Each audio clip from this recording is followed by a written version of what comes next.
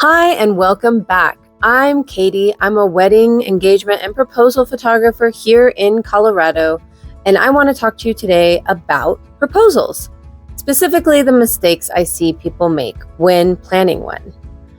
But don't worry, I'm a professional, and today I'm sharing those tips that will help you avoid stress and create a moment that you and your partner will never forget. Location. It's more than just a pretty place. Most couples want a spot that feels meaningful, somewhere with memories, or somewhere that will become a core memory. Most people start with one thing, the view. And I get it, Colorado does views really well. But the biggest mistake I see is choosing a location without thinking about the logistics. And no, Buffalo Wild Wings is not the vibe, unless your love language is hot sauce. When choosing a location, these are the factors that you should consider. Do you need a permit? Will you be hiking? Is it private or full of tourists? Is there going to be enough light? Are there events or construction? Is there cell service? And can you actually find the spot without getting lost? My best example of this is Pikes Peak Highway. It's beautiful, but complicated. One does not simply walk into Pikes Peak and casually plan a sunrise or sunset proposal there. Like right now, currently there is construction on the Catamounts. As you go up, there is no cell service. There are always potential event road closures. There are several different levels of gate fees, timed entry, and shuttles to contend with. If there's no cell service, what does that mean? That means, well, no Pokemon Go. But that also means that you're not going to be able to contact a person like me or a park ranger unless you have a satellite phone. I don't know, after what happened to the last one. I also encourage my clients to download a map of the location on Google Maps before traveling for the proposal. Oh, and make sure you fill up your car before traveling to any of the locations. Specifically with this one at Pikes Peak, even though it's on a paved road and it's well maintained and traveled by park rangers, there are no gas stations along this route. So you'll want to make sure you go up prepared with water, with sunscreen, with gasoline, and any snacks for your trip.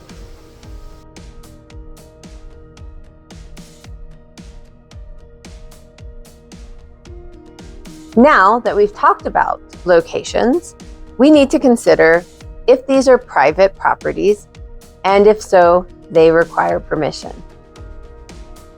One of the things I get asked the most when planning proposals, especially from out-of-state individuals wanting to propose to their partners in Colorado, is where is a private but picturesque location for the proposal? Now, the private part is the part that's going to be hard. If it's picturesque, most of the time it's not going to be private. And it's going to be very well known and very well received and traveled. So if you want to propose at a private property like the Broadmoor, Hotel Polaris, or Garden of the Gods Resort, you need permission. Most of these locations require that you are a guest, and to be honest, that can be a bonus when making the surprise even more memorable. Staying the night after a proposal means you can share a celebratory dinner, some spa options, a relaxed, memorable evening to soak it all in, and all of that in addition to an amazing view for an unforgettable moment.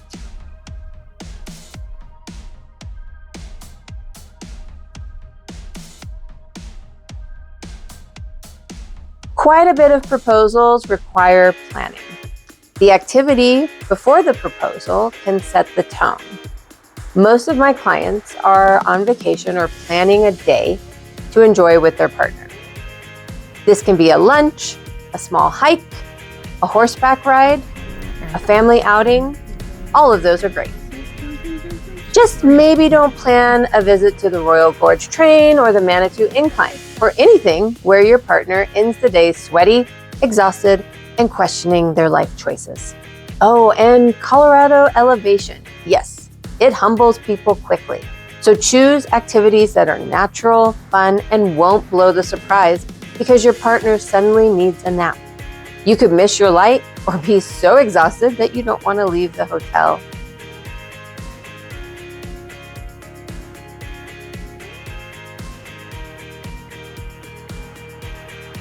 Now, while you're making your plan, obviously you want to consider privacy, and you are the best one who knows your partner.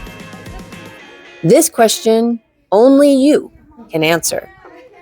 Does your partner want this to be public or private? Some people dream of a Jumbotron proposal or even at a Red Rocks concert. Others would rather disappear into the mountains. For example, Seven Falls is stunning, but it's not private. There will be people. There will be noise. And some people want 0 strangers watching them cry. And here's the thing. I can Photoshop people out of photos. I cannot Photoshop out of your memory. The amount of a crowd will also affect the photos. I mean, if you think about the positioning alone, you want a spot where you can see their reaction and the view that you've been planning for, and where you're not blocked by trees or foot traffic. I'll help you find the right vibe, whether that's secluded and peaceful or lively and energetic. You want a romantic moment that isn't interrupted by a bus tour. Next, halfway through, we have the story and the plot. No spoilers, please. Many people think hiding the ring is the hard part. But no, oh no. Pretending like there's no ring is the hard part. If you start pacing back and forth, sweating, taking mysterious phone calls, or planning a suspiciously detailed itinerary, your partner is going to know something is up. Why are we going here? Why do I need to dress up? What's in your pocket? There are many ways to keep a proposal a surprise. I've done proposals along a lake walk, checking into their hotel, during family portraits, and even an Easter egg hunt. Yeah.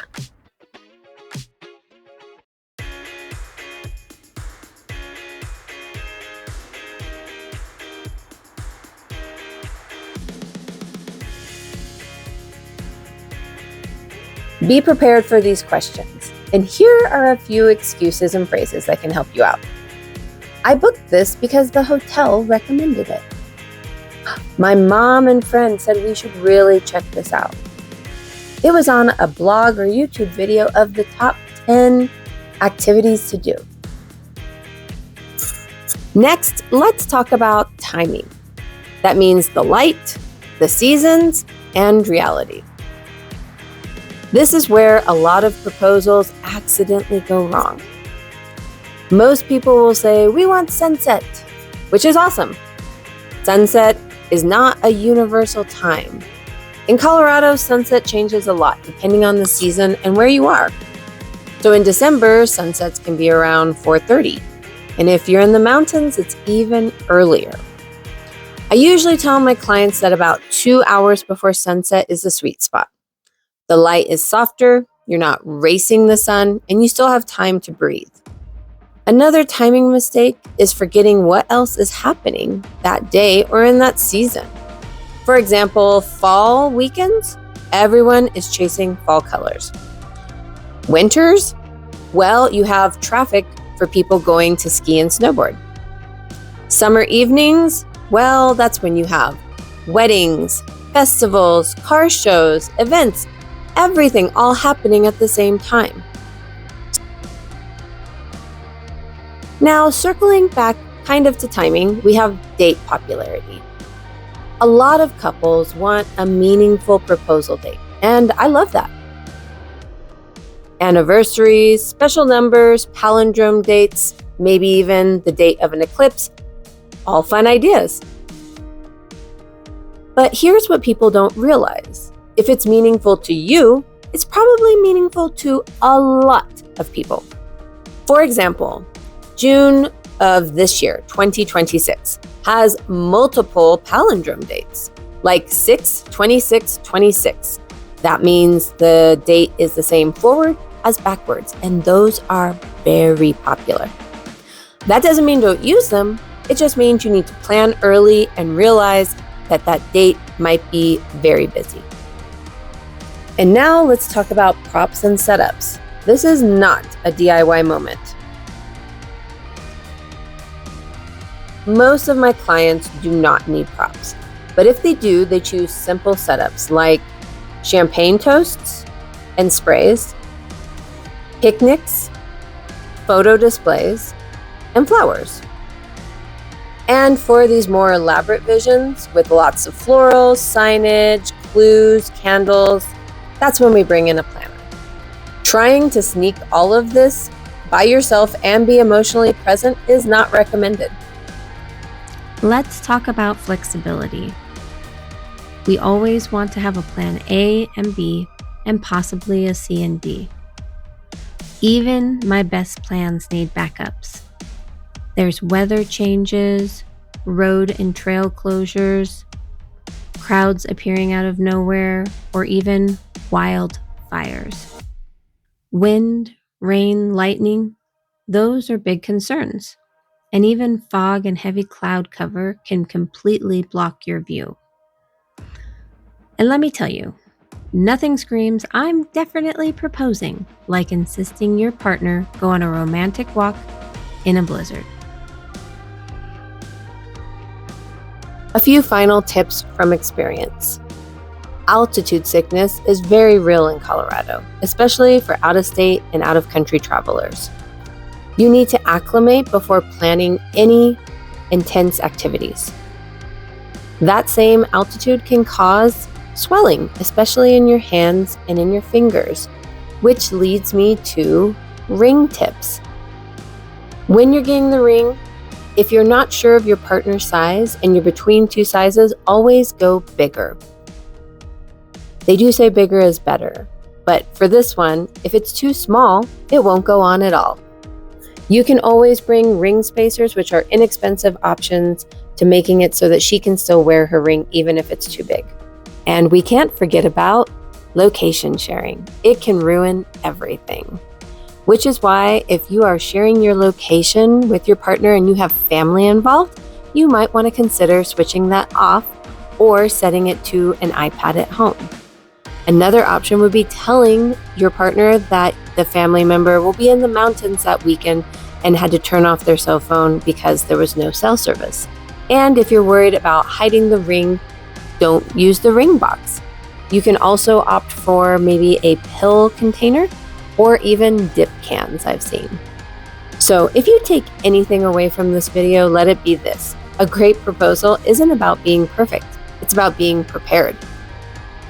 So if you're planning a proposal and you need a photographer to help you plan out the logistics, timing, and location and keep it a surprise without losing your mind and still getting amazing images, give me a call. That's literally my job.